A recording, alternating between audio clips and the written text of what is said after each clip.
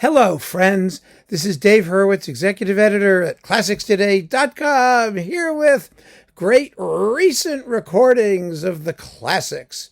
And today we're talking about Strauss's Four Last Songs. Boy, is that a classic. Actually, it's a pretty recent classic. I mean, you consider that they only premiered in the late 1940s. What was it, 1948? Something around there. I mean, so they're not really that old. But boy, did they catch on, like, instantaneously. It's just amazing. Now, we've talked about the Four Last Songs a lot, and we've talked about these recordings a lot, and everybody's chimed in with their favorite recording of the Four Last Songs, which we don't necessarily need to do again. What I would really like to do is consider a phenomenon. And the phenomenon is this, that music is a performance medium, in case you haven't noticed that, and the music follows the performers. It really does. And so when we talk about what's going to happen in the future, there's a big component of this, a huge chunk, which is going to be determined by the artist, the artistry of the artist particularly.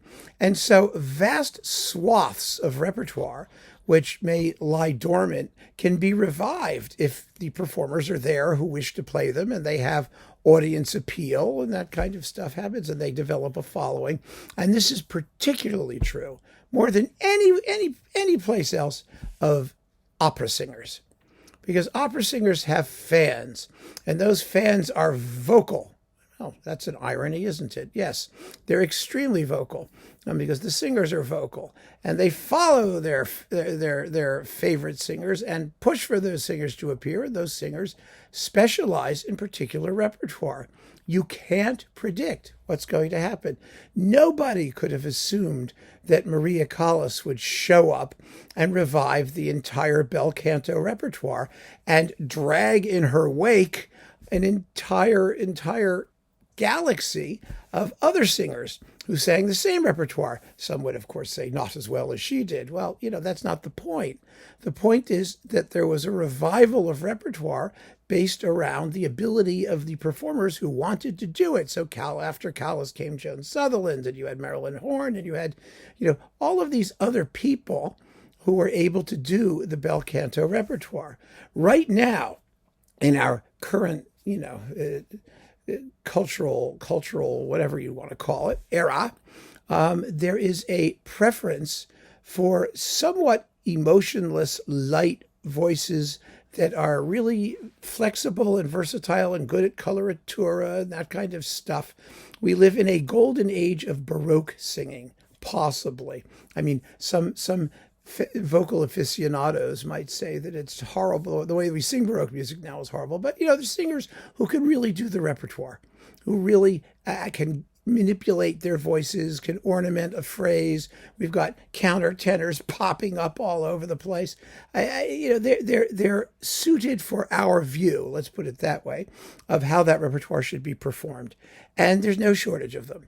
And they're very good. They're extremely good. I mean, they're wonderful. And so that preference for a kind of light, chirpy voice, even with men, basses without much foundation, not Boris Godunov basses. They have to be light and agile. They have to be able to take their 2-ton voices and move them around very quickly.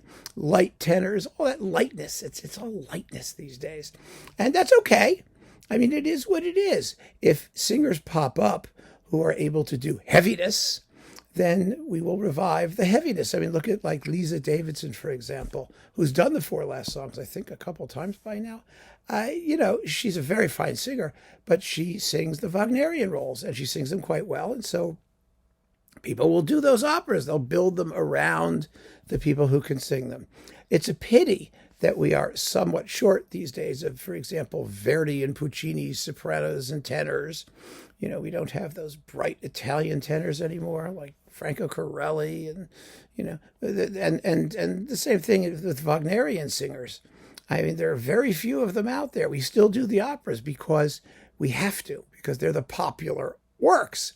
Remember, there are popular singers and there are popular works, and they make up the lion's share of what opera companies do. So they get performed anyway. You're not going to go through a year where you don't see Carmen, La Boheme, Aida, But Will they be well sung? Well, probably not, until we have a bunch of singers who can do them again, as well as we've come to expect, and as exist on recordings. Fortunately, we have recordings. We have examples of the kind of style that we need, and the rest is genetics.